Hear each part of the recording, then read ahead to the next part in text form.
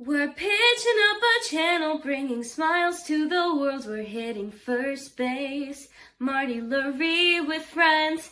Home run, you know the ways and the trends of stories all with the match of the block. It's Marty and friends.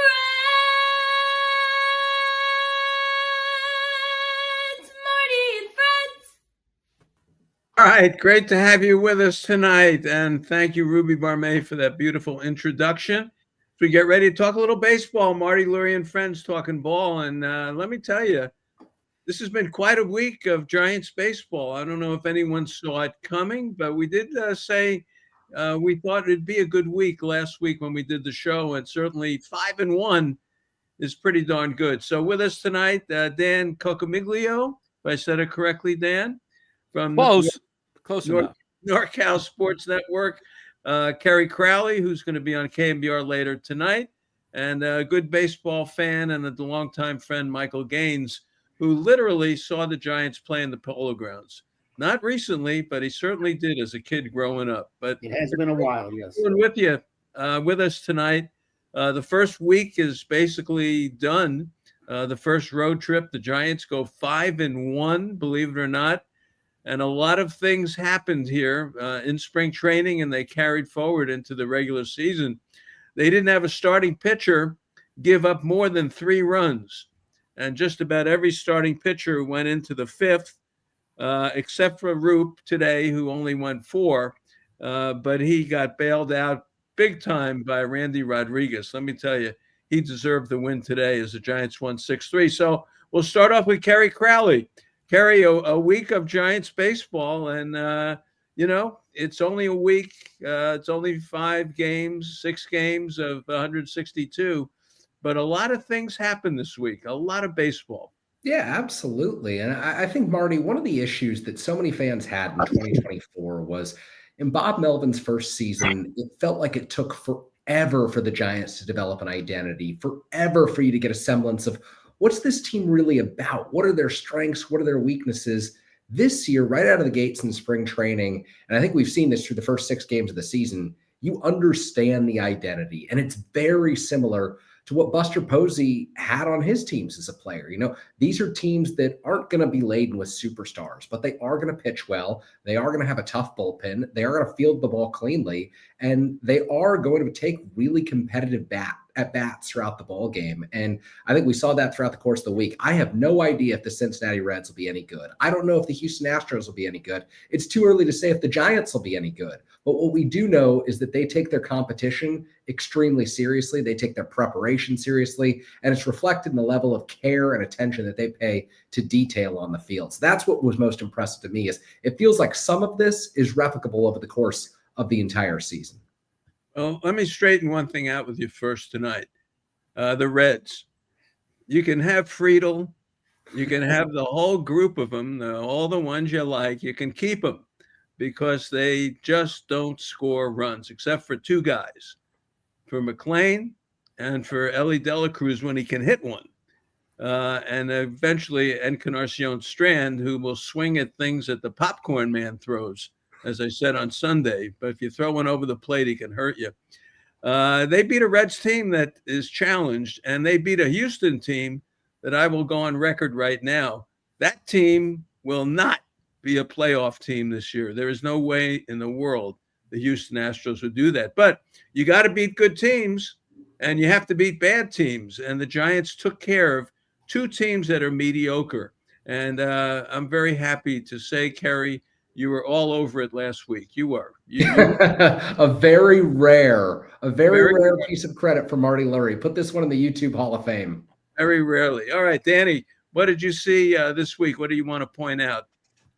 Just fundamentally sound baseball. They really played, like Kerry mentioned, with an identity. I mentioned, I think it was a week ago, put it out on Twitter. I said I expect a whole different Bob Melvin this year with Farhan gone.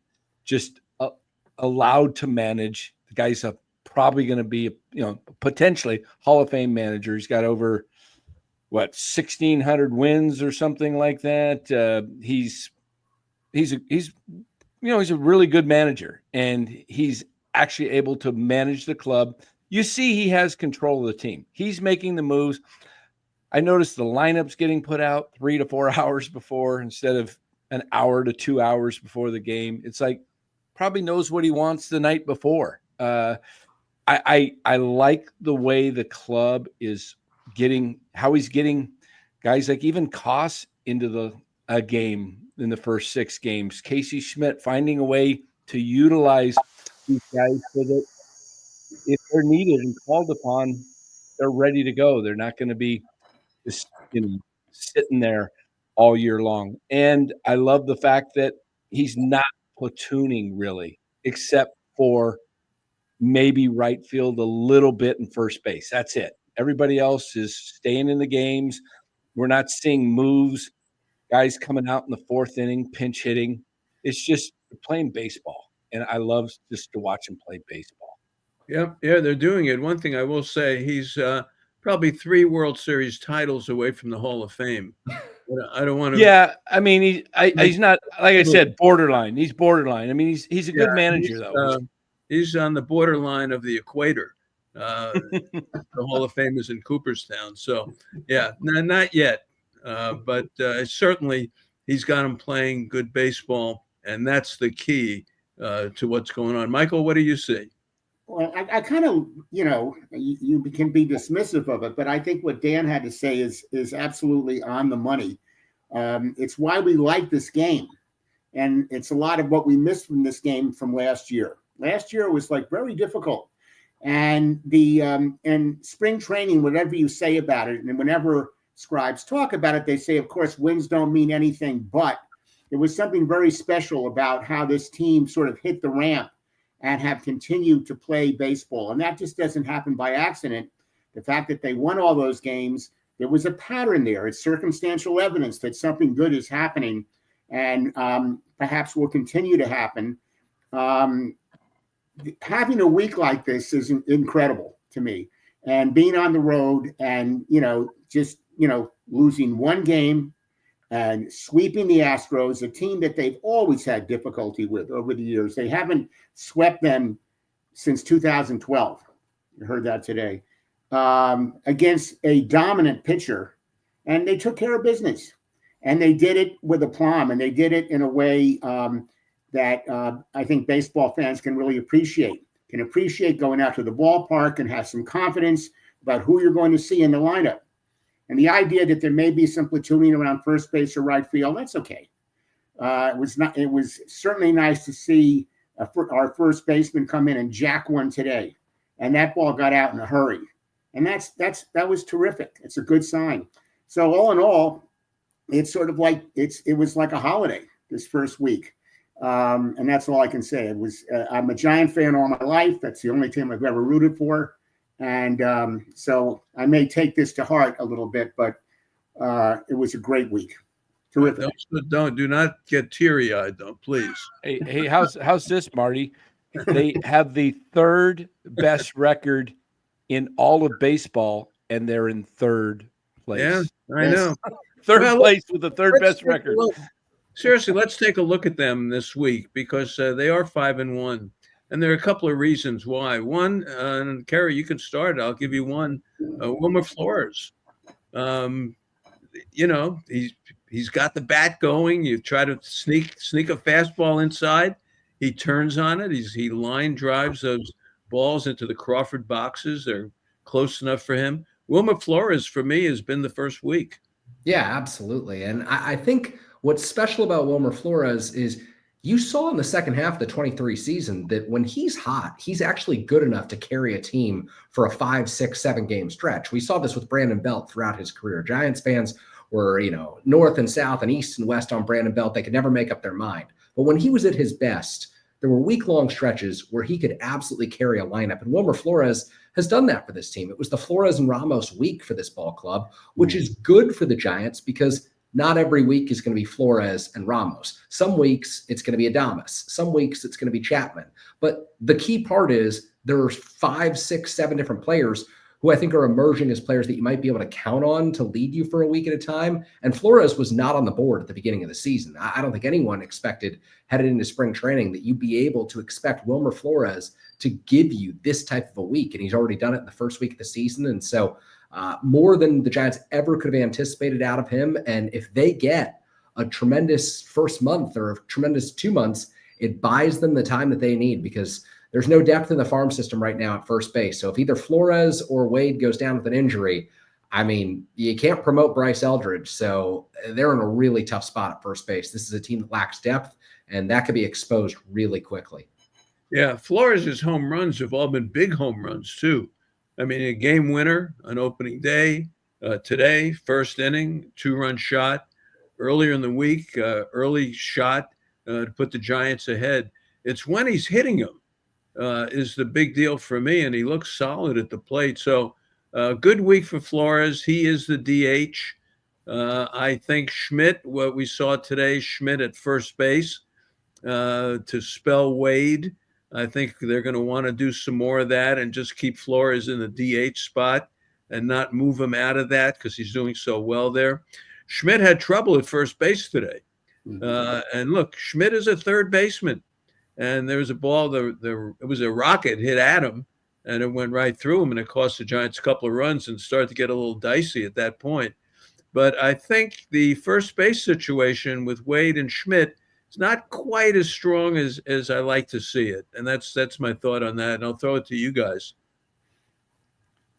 Yeah, I think Casey playing first base, it's going to take him a while to learn. It is a difference of third base to first. I mean, it's a hot corner. He's using a different glove. He's got a man first base when runners are on and then jump off the bag. So he's going to be playing when runners are on. He's going to be playing in closer to the plate than he is at third base. But I think I like the move in the essence. It does keep Flores as a DH. Wilmer gets too tired if he plays too much. If you get him out on the field for 9 innings and at the plate playing a full game, I think he might wear down more. This is, I believe, designed to keep Wilmer playing longer into the season and find a way to get Casey some playing time because, granted, he's not a first baseman, but if Chapman goes down, he'll obviously take over third base. The team is weak in the sense of depth. That is a concern with, anybody like Chapman or Adames or Ramos goes down, that could spell trouble to this team. So, it is 162, and so nothing to get, overly excited about. But I'll tell you what, 5-1 sure is a lot better than 1-5. And I predicted, opening just prior to opening day, they'd win 86 this year. So I think it's a much better team. It's a team that I think will be enjoyable to watch. And for that, that's good. And if somehow they stay in this and the trade deadline, they're in this thing, I believe you'll see Buster make a significant move to get them into the playoffs. Kerry, I'm going to ask you this because I know you got to go. They're running. They haven't been thrown out yet, and they're still. And I said it to Fitzgerald. That I told him. I said, when you get on, run. And he did. I'm glad that Tyler listened to you, because the Giants only hired about 8 coaches to make sure that they'd be in position to run. But I think that is one of the real developments of the season, and this is going to become even more important when they get back to Oracle Park. They need to keep this up at home, because these 6-3 and 3-1 ball games, they're all going to turn into 2-1 or 1-0 ball games. And the more that you can take that extra 90 feet, it's significant. And the other component to this, Marty, they're not giving up 90 feet. There have been opportunities that I've seen where guys in the outfield have thrown to the correct base. And this is something that just killed me over the last 5-6 seasons of watching Giants baseball is, there'd be runners on first and third. Someone would hit the ball to left center field, and all of a sudden the ball would be thrown nowhere close to a fielder who was lining up a cutoff. The relays and cutoffs were just completely out of line after the 2021 season. It was something that they needed to get in order. It wasn't something that was a priority last year, but Buster had clearly watched this team. So they're not only taking the extra 90 feet on the bases and running with everyone. It's not just Tyler Fitzgerald. It's not just Jung-Hoo Lee. Most players are being given the green light right now. They're preventing the extra 90 feet. And that to me is just as big. And we'll see that become a real advantage at Oracle Park. Well, I'll throw it to Michael for defense. I mean, you and I have watched this, Giant team for years and years, back to Johnny LeMaster at short and, people like that, Gary Thomason in the outfield. And Oh, yeah. we've seen a lot. They don't make mistakes on defense. They made one today on the little pop-up that fell in and the ball went through Schmidt. But as Dan says, he's not a first baseman and the ball was hit hard. But their defense has been, I think, spectacular, and especially on the left side, and Fitzgerald too. I mean, the left side of their infield is God-given. I mean, this is a real strength of this team. And Adames obviously will hit. But he's these are really, really solid infielders, great baseball players. And at second base, Fitzgerald, he has a year under his belt. He's a very versatile infielder. He's a great athlete. I mean, we know that. First base, true. It's a kind of a platoon situation, but we knew that going in. But there's just something about the quality of baseball that they're playing, and the infield, I think, is really special. And I can't think of too many teams that have a left side of the infield, at least starting, that is comparable to what the Giants have. I mean, it's a gift, and I think that will definitely serve them well. What happened that botched play in short left field, no one called the ball. That's the way they saw it. It happens. Nonetheless, this looks like a quality Major League Baseball team playing really National League ball for a week. We saw a week of real old style National League ball. It was terrific, I have to say. Kerry, I'll say this. As I said, the starting pitchers go 5 1/3, and then he turns it over to the pen. And other than Bivens giving up the home run, the pen really has been just perfect. And Rodriguez today saved the game for me, coming in with first and third and nobody out in a 5-3 game. So before you go, I want to get your thoughts on the bullpen, because Duvall looks like the old Duvall again.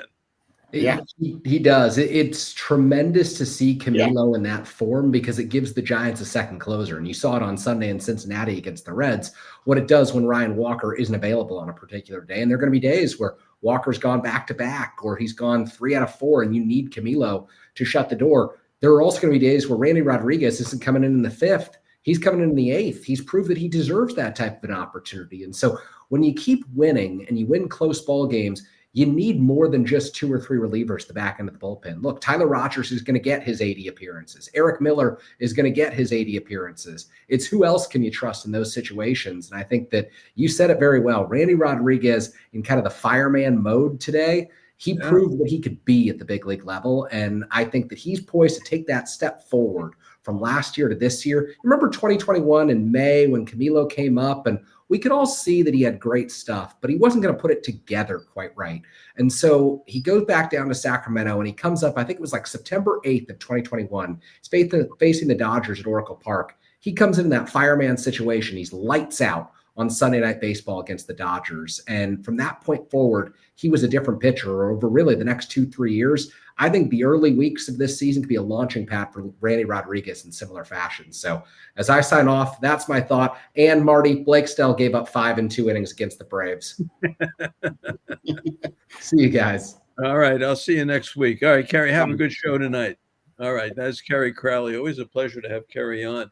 All right. We'll take a quick break. I want to get your thoughts on opening day is Friday. Eric, welcome to the show. Nice to see you here. Thanks, sir. Friday is opening day, and it's the Seattle Mariners. And this is another team that can't hit. They don't score runs. And here come the Giants with the pitching lined up Verlander's going to go, then Robbie Ray is going to go, and Hicks is going to go. And so my question to you guys is, out of the first 6 games, who's the best starting pitcher you saw out of the first 6?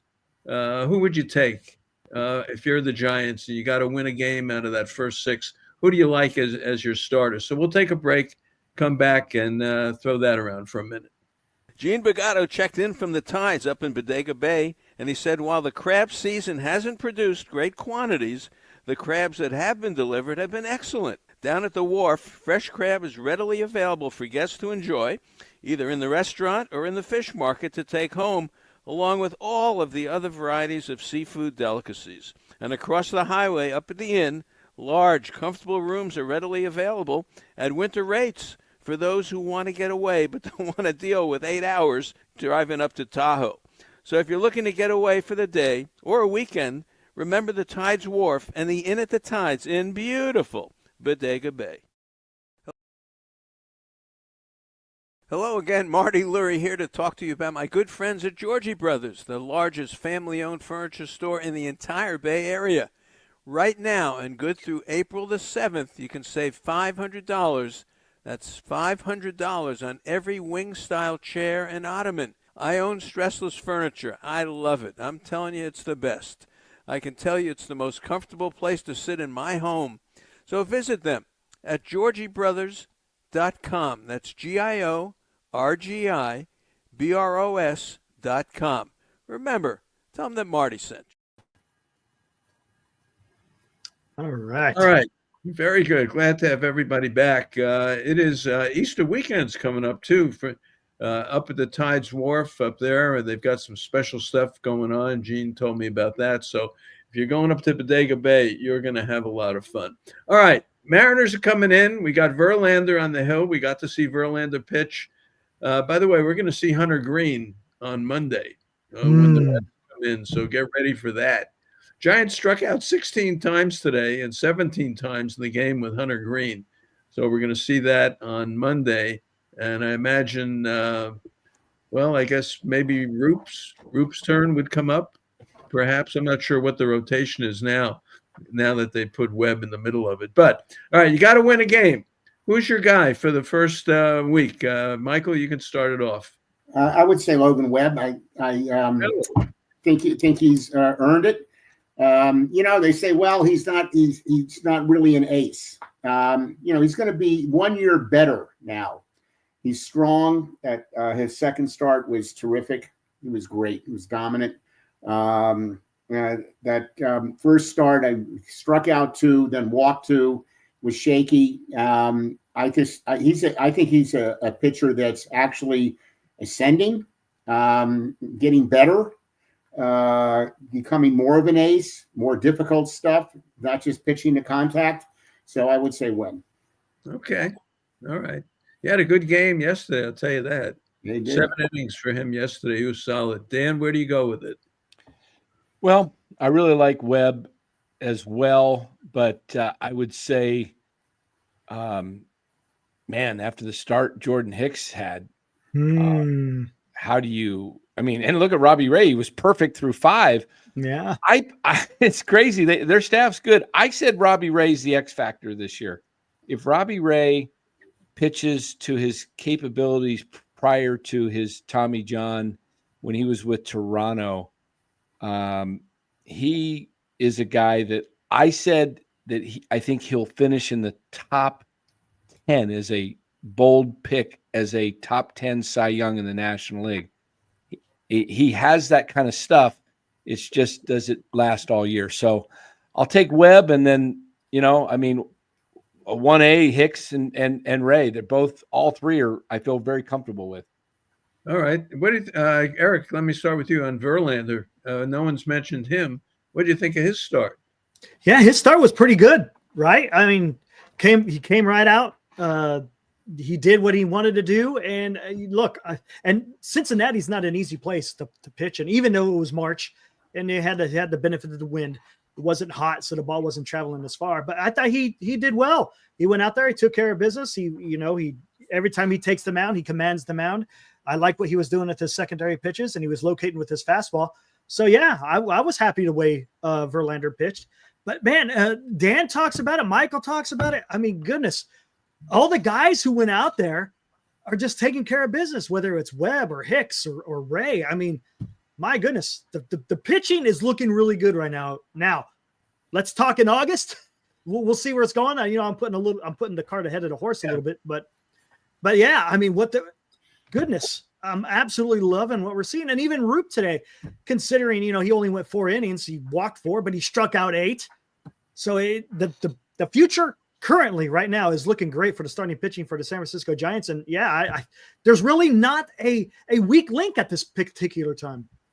No, I guess Webb would probably go Monday against Hunter Green again, since they pitched him yesterday, because you've got Verlander, you've got Ray and Hicks against Seattle. They've got a good chance to sweep Seattle here. You get Bryce Miller on Friday night, and look, the Giants strike out a lot. They had 16 strikeouts today. They had 17 on opening day. Then they had 1 the next day. But the one game they lost, they struck out only once. Yeah, right. They strike out a lot. So they get Bryce Miller, and then they get Wu, who's real good, the kid from the Bay Area, on Saturday. And these games could be 2-1 games, 3-2 games. I mean, they got the look of those kind of games. And that's where the speed comes in, where they now can actually manufacture a run. You get Lee on base, you get Fitzgerald on base, and they're going. And there's, that's the idea of the identity that they want. So to answer my own question, I think after the first week, it's tough not to go with Hicks. It really is, because Hicks was throwing 98.9. He was throwing 100, and with movement, and he was strong. And I know it was in Houston, and that's where he's from. And of course, he had 100 people there, so he had the adrenaline going. But I like what I saw with Hicks. Marty, to your point, he was efficient. Usually the guy, he's at like 80, 90 pitches in the 5th inning. I mean, I think he finished the day, 72 pitches? I mean, that is very un-Hicks-like from what we saw last year. Yeah. So not only, Marty, to your point, not only was he throwing some nasty stuff, he was efficient with it. Fantastic. How do you feel about opening day? Just let's get off the specifics of Giants baseball, so to speak. It's opening day at Oracle. It opened in 2000. This is 2025. So I guess 25 seasons or 26, however you want to count them. But here we are again. Kevin Elster. Remember that one, Michael? On opening, we were there. Three home runs for Kevin Elster, and we couldn't believe the ballpark and all that. Yeah. And so what's your feeling about, start with Eric, opening day? Do you like it? Oh, I absolutely love it. It's a little bit different than opening day because it's not marking the beginning of the season, but you're home. You're in the friendly confines of Oracle Park. You got the bunting all around. You didn't really get the experience as a Giants fan if at their home ballpark you haven't been able to see the bunting. It's just it's fun. The summer is coming, or we're in the spring. The summer is coming. I mean, it means good things are upon us when you have your opening day at your own ballpark. And then, let's see. And look, the Giants are coming home to a 5-1 record. So the excitement is going to be through the roof, and people are going to be excited to get to watch their team in their own ballpark. You remember your first opening day that you went to? So I never went to an opening day. Never been to an opening day. Really? You're from Beale Air Force Base. You didn't no jets? You couldn't snag a jet? Oh, that would have been awesome, right? Yeah. Let's see if there's a flyover. There probably will be a flyover, I'm guessing, on the home opener. All right. Dan, what about you? Love opening day. And my first opening day, I believe, was 1979. I want to say it was 79. I just remember John Tamargo coming up and hitting a pinch hit home run into the right field pull-out bleachers at Candlestick. And, just a great day. And that was fun. That was fun. As a former season ticket holder, my last opening day was 2022. That was the last year I held my tickets. And, first time I actually had opening day at Oracle, because I didn't get my season tickets till late. And obviously I'm not living in the Bay Area anymore. So, but it's always a great time. And I think San Francisco, I've always said, I said this last week, Cincinnati does it. I think the city of San Francisco, it should be a school holiday. I really do. And I believe that strongly. It brings civic pride. It makes it more of a community. San Francisco is kind of a city that I think it fits that. I mean, I grew up in the East Bay, so, it wasn't anything that we could do in Concord. But San Francisco, the city, should make it a school holiday, or at least require every TV set in school to be tuned in, and that you start bringing up young kids to learn to become a Giants fan. All right. What's a TV set? What do you mean by that? Well, in the classroom, it should the TV should be on. They still have those? Oh, the little set, yeah. The things right. we grew up with, Okay. All right, Michael, what about you? It is. It's kind of a national holiday, and It is. it's extreme. Yeah, and it is. You do with it what you want. I have memories of it. Marty will vouch for this. Criminal lawyers rushing away from the Hall of Justice, pulling their ties out, because that's what we do, and DAs running and all going to the ballpark, and sneaking out, getting out as quickly as possible. It's almost like playing hooky in the most delicious way, and that is so. Opening day of all sports that we have in this country, this is it. This is and I don't like to look at it as sort of an American national holiday. It's a baseball holiday in its purest form, and it's very nice. Even though our opening day comes after a road trip, it's a successful road trip. It's like a ski ramp, and here they are, conquering heroes already. That's optimistic, but that's a great way to look at it. And my first opening day, actually, Marty mentioned it, was the Polo Grounds. It's a long time ago, and I remember the Cincinnati Reds and Ted Kluszewski. And I remember asking my grandfather, why doesn't he wear sleeves? What is going on with him? Because he always, the Reds had those cutoff uniforms, and he was so big. And that's what I remember from that day. But yes, opening day is absolutely special. Yeah, that's pretty cool, Michael, that you got to be, you see the games at the Polo Grounds. A little reminder, the Polo Grounds, Elliot Ramos today tied the great late Willie Mays with the first 6 games having extra base hit. And I always said that Elliot Ramos reminded me of Willie Mays' body, not as a player, but the body type. I said, and just think, if Elliot Ramos can have just half the career of Willie Mays, he'll hit 330 homers. Yeah. Good luck. Yeah.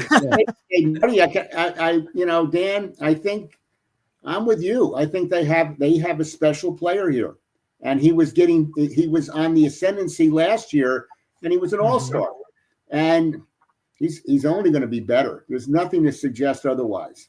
He's 25 still too, which he's powerful.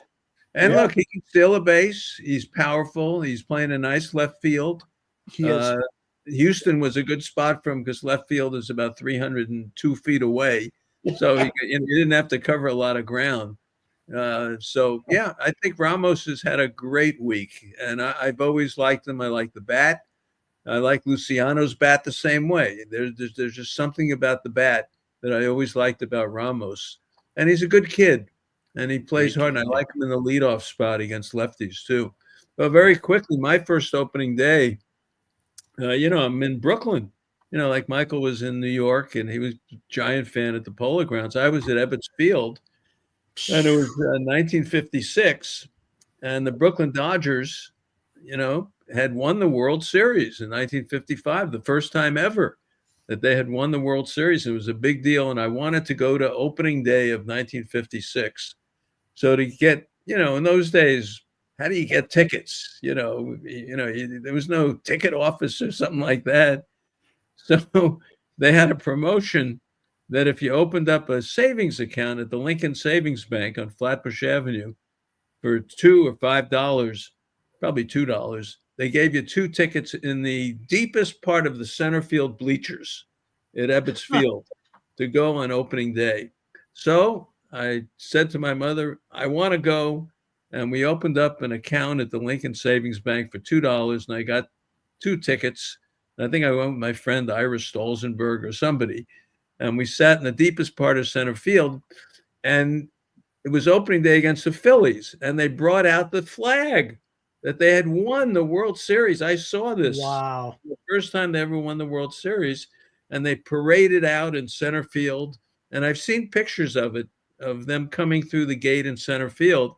And I think I can see myself in the bleachers there. I think I can see myself deep in the bleachers.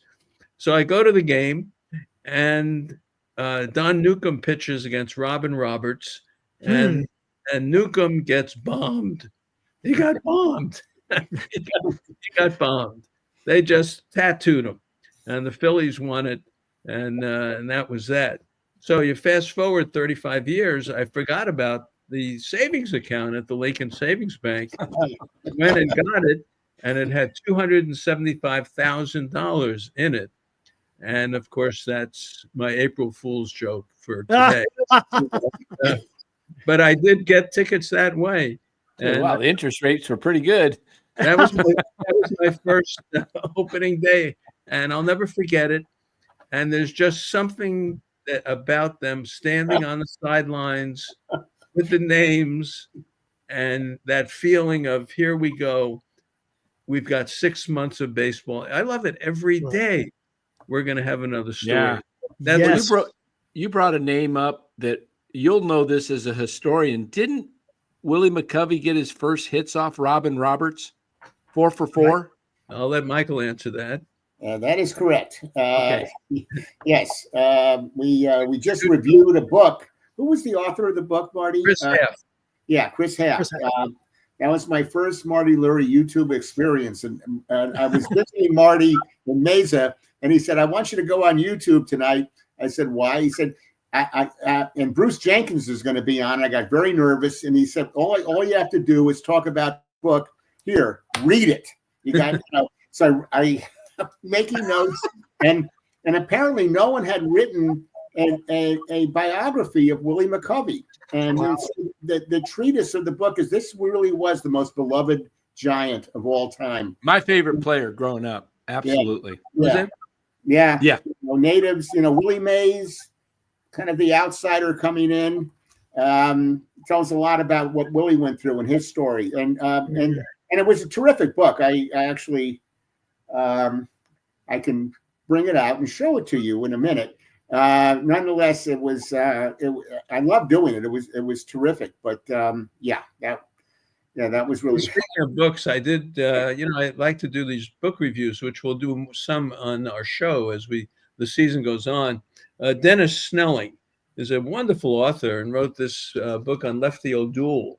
Oh, wow. Really good, because it explains Butchertown and San Francisco in the early part of the 1920s, where he came from. And that's 3rd Street now, but that's where the cattle used to be. They kept them out there because they didn't want to run them through the city of San Francisco, so they called it Butchertown out there. But that's where Lefty O'Doul came from. But it's an excellent book, and he's a very good writer. We'll take a break, but I want to come back. I want to talk about 2 players, Chapman and Adames, and how good these 2 guys are. And Adames with the bat is a little slow. We'll talk about that. So we'll do that when we come back. It's been a pleasure working with Rick Robin this year. Rick Robin, ROBBEN napaconstruction.com. Rick, the last time you were on with us, you told us about kitchen and bath remodeling, but there's a lot more going on up in your area. Yes, there is. ADUs, auxiliary dwelling units, which are known as the grain units. We can do your existing garage, attached garage, even building a new unit in the back. And so what we do is come out, bring our architect out there. Such a great thing. No sewer hookup fees, no water hookup fees. So that's what we do. Rick, how does one start the process with you? How does one get in touch with you? Oh, you call Tammy, 707-332-7575, 7 days a week. Rick Robin, ConstructionNapa.com. Rick, the thing I like about this, no problem for me. You come out with the plans, the permits, everything is in-house, no fees, and you get a new unit that you can rent out and get money back on your investment right away. I like it, Rick. Thanks, Marty. Love talking to you. Rick Robin, ConstructionNapa.com.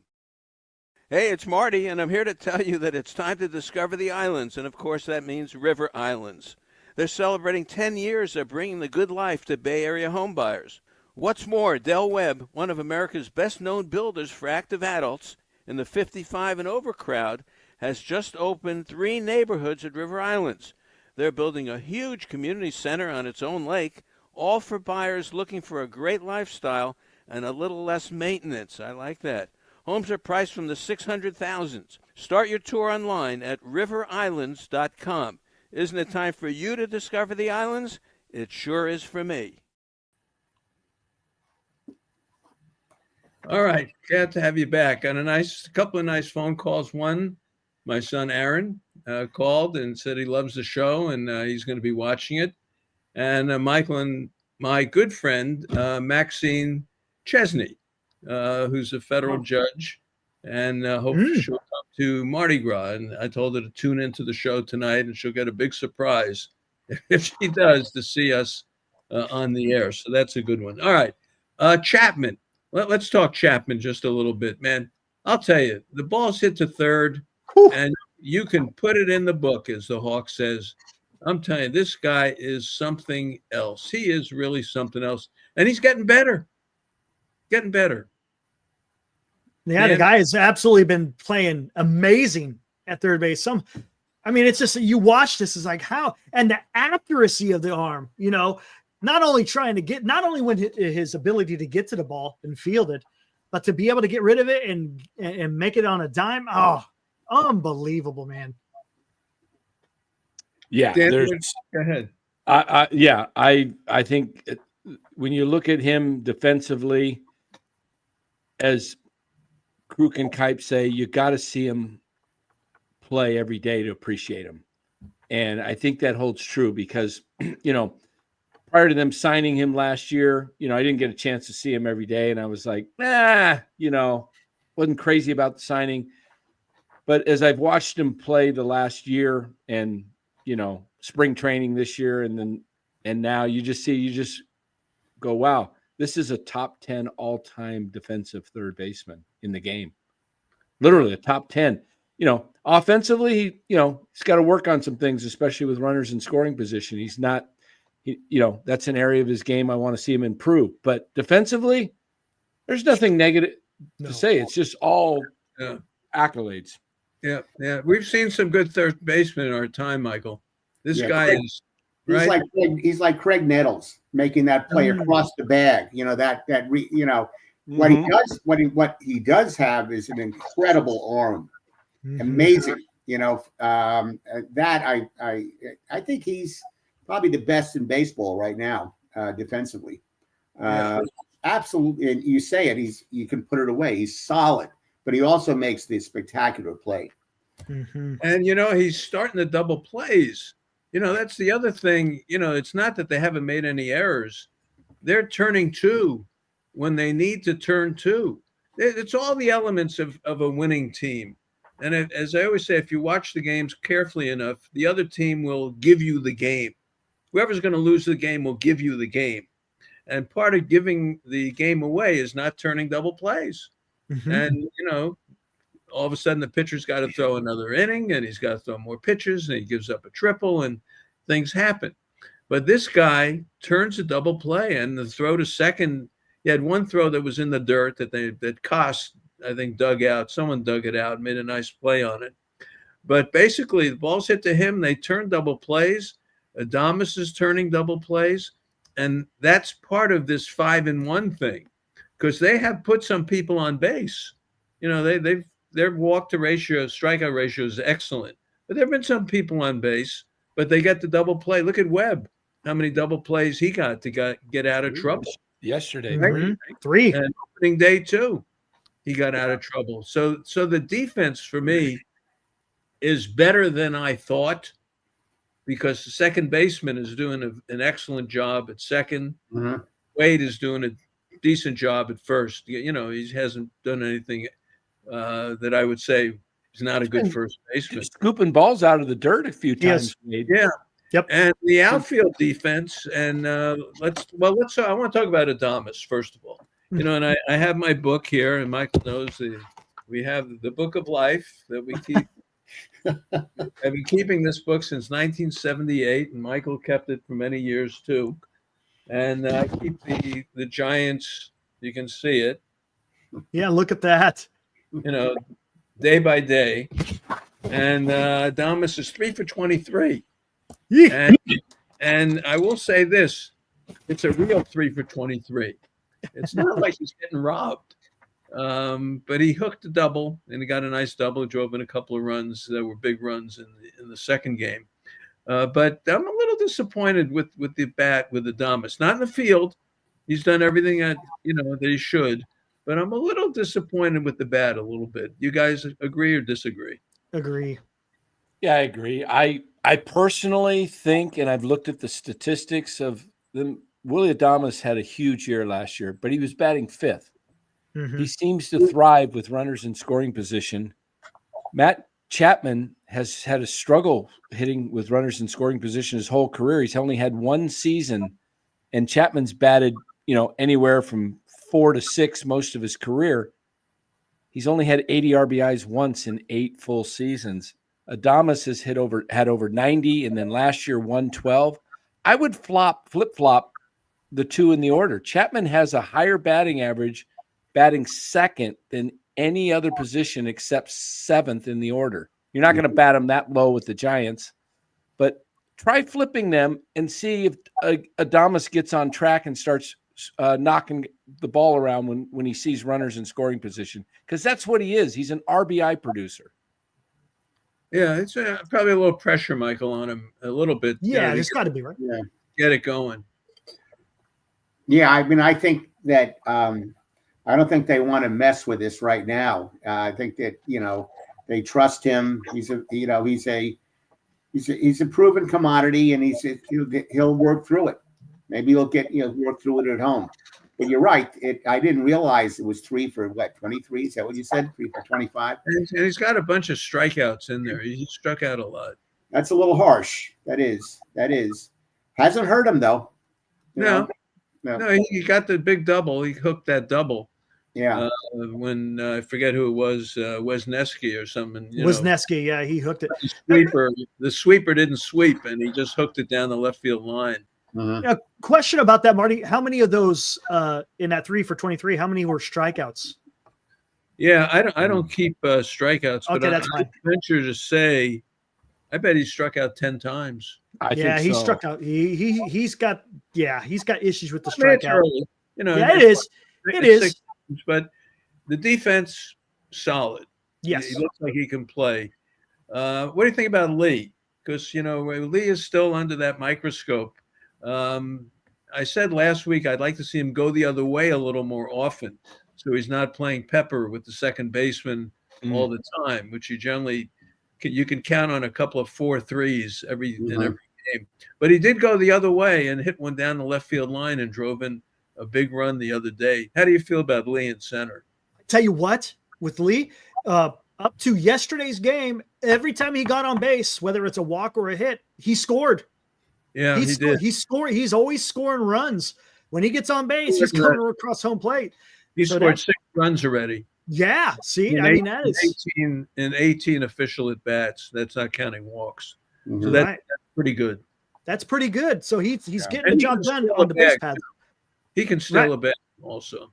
And his defense has been great, right? He hasn't had to make any kind of crazy plays really out there, but he gets incredible jump on the ball. One of the best I've seen in a long time. He does it very effortlessly. It looks like he just has a way of getting.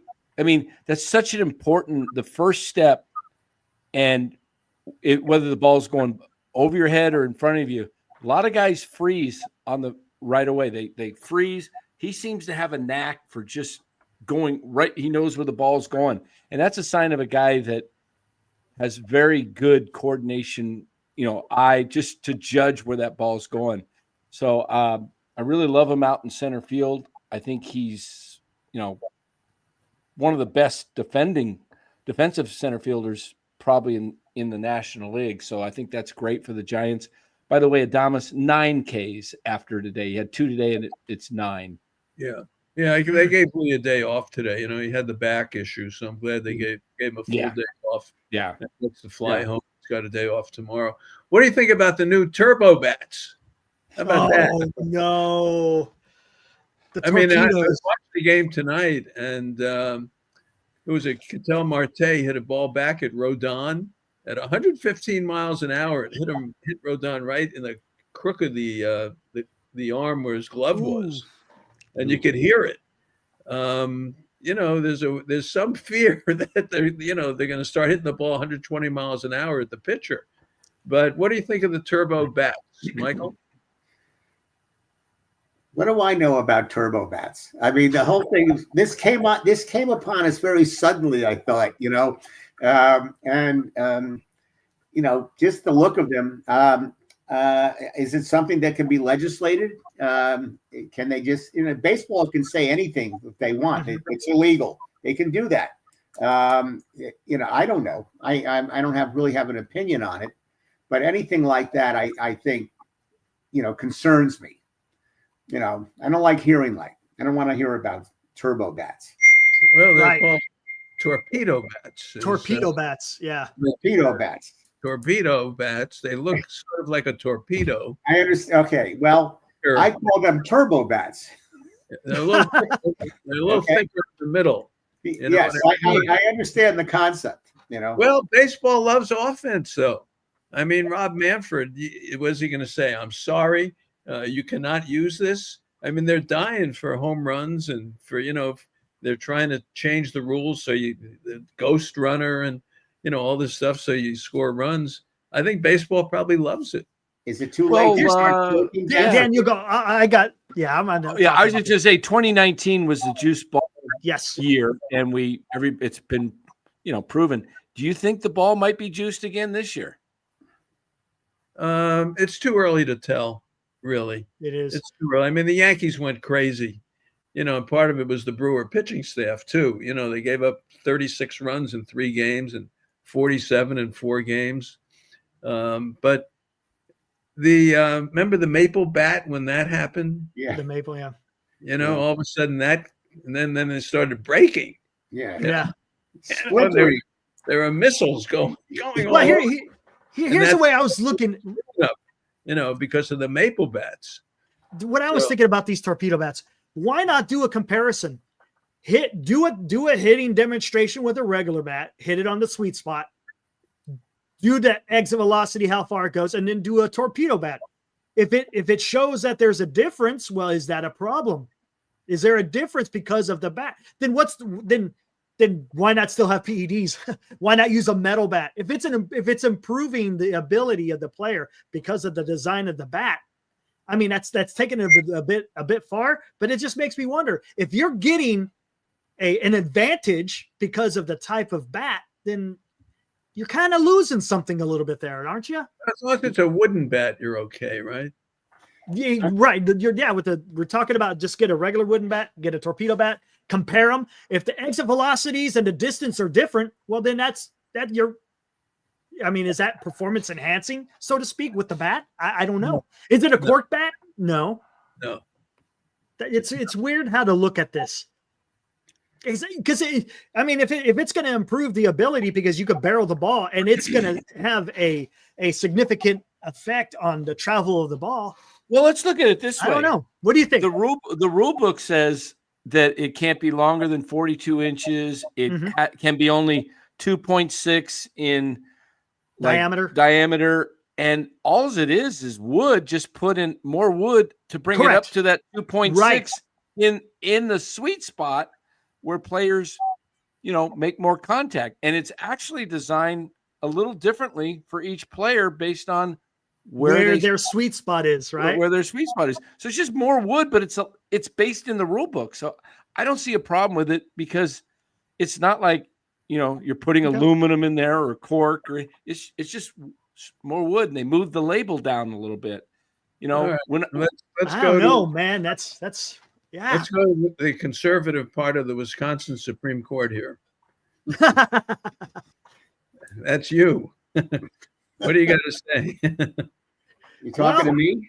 Yes. You don't like it?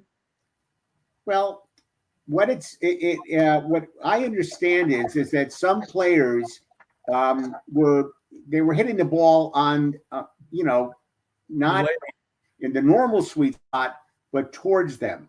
So in order to deal with that, they just barreled the bat midway, and that was more within their swing. So it's sort of like getting the suit made instead of buying one off the rack, right? Right. And that's kind of what it is. And good analogy. I don't know what I feel about that, but there's something that we talked about tonight that I just wanted to bring up. There's in the New York Times Magazine, there was an article about the devaluation of the starting pitcher, and how the game of baseball has changed, and how it used to be, people go to the ballpark to see a starter, like Bob Gibson have 34 starts and complete 28 games.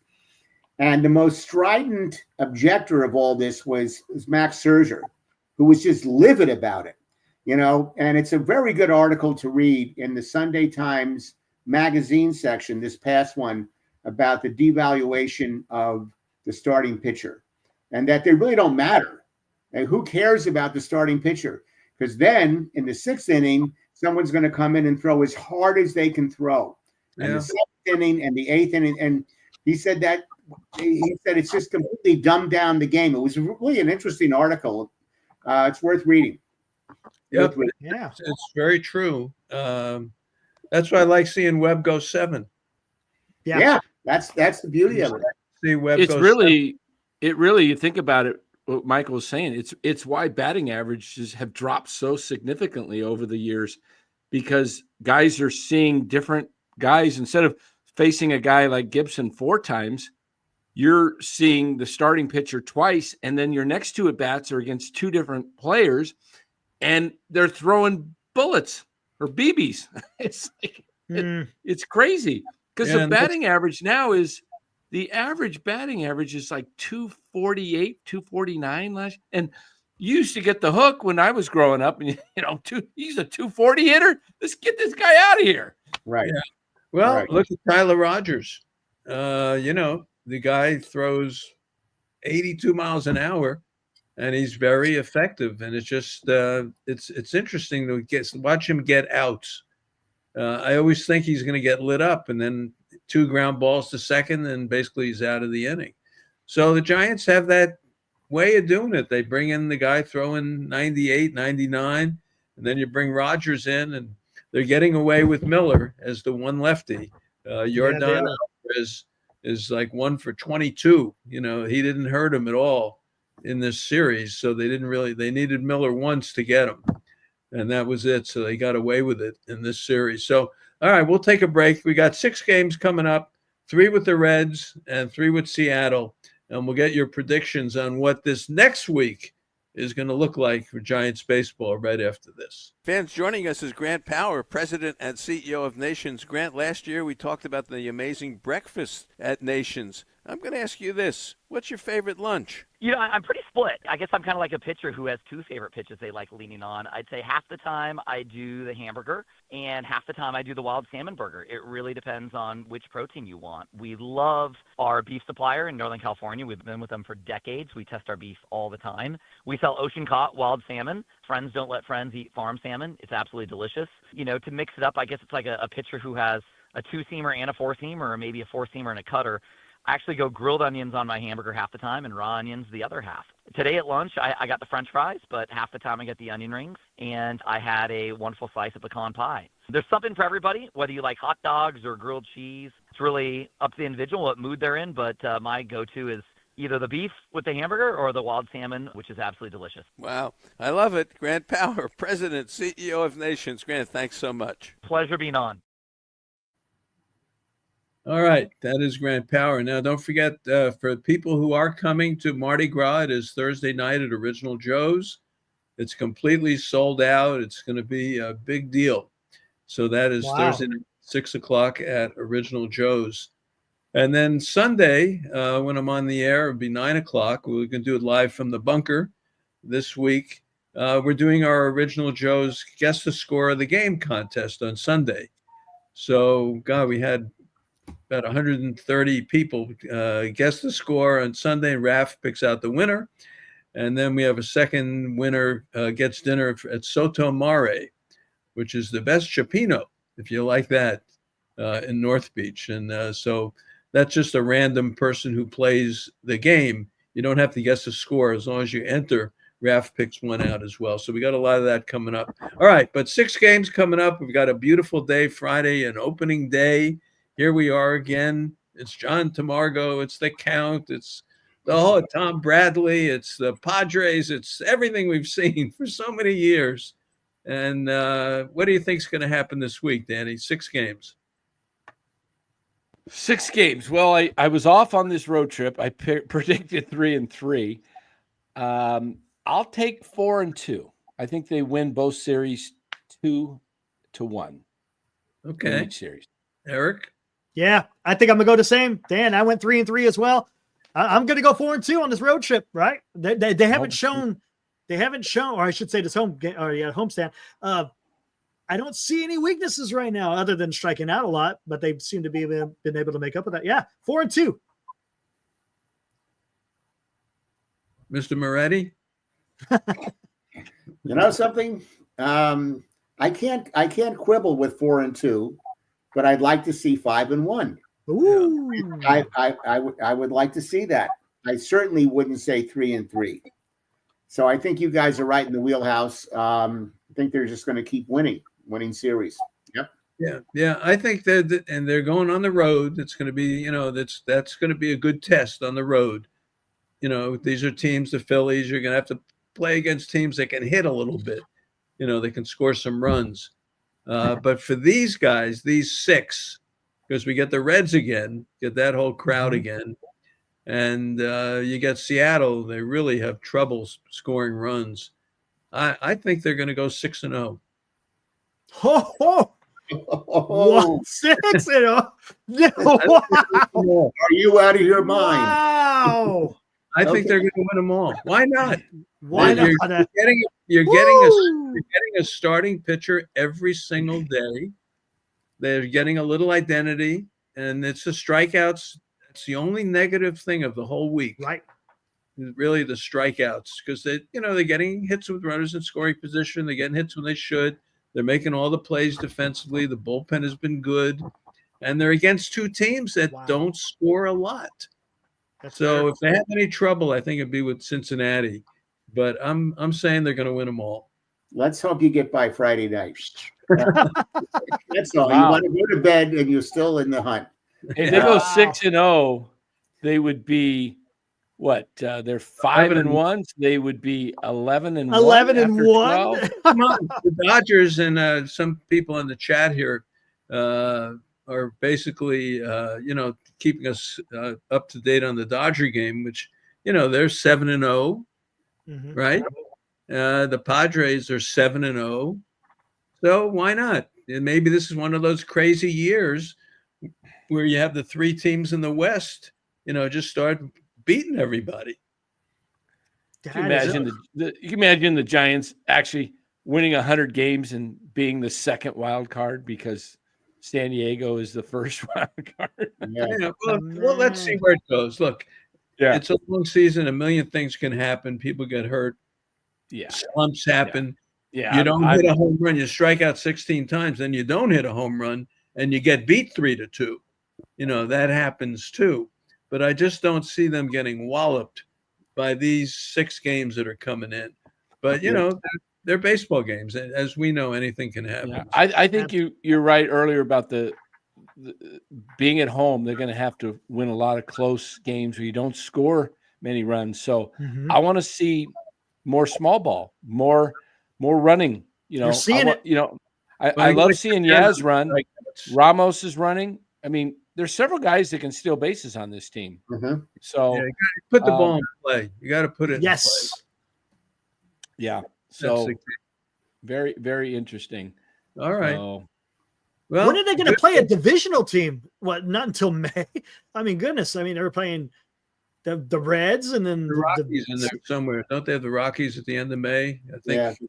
their schedule, I just pull it up here. They've got Colorado early May. They 1st of May. They got a 4-game series at home. Wow! So they go to whole month of April. But they also play San Diego at the end of April. 2 games down in San Diego. Okay. Yeah. What's the road trip after this 6-game homestand? They got the Yankees for 3, Philadelphia for 4, and then the Angels for 3. All right. It's a 10-game trip. That'll be good to check where you think they'll do on that trip. But I'll say this. If you're going to play the Yankees and Phillies at the back-to-back, great to play them in early April because it's cooler. You hate to play them back there in July and August when it's hot and humid and the ball's flying and you're tired. East Coast, I used to live on the East Coast, very different in April. It's cold and damp a lot. Okay. All right. Well, we'll talk about that next week. Yep. All right. Good show tonight. I'm glad everyone could be with us. We got all our predictions for next week. A good week of baseball. Come on, 5-1, and they're coming home for opening day. How about that? Thank you, Dan. Thank you, Eric. Yeah, Michael. Thanks, Mike. Thanks, Appreciate Marty. it. All right, guys. Have a good night. All right. Thank you. Brian, great job, Brian. Thank you so much. Brian, our producer. Go Giants. All All right. right, go Giants. There we go. Take Take care, care. guys. All right.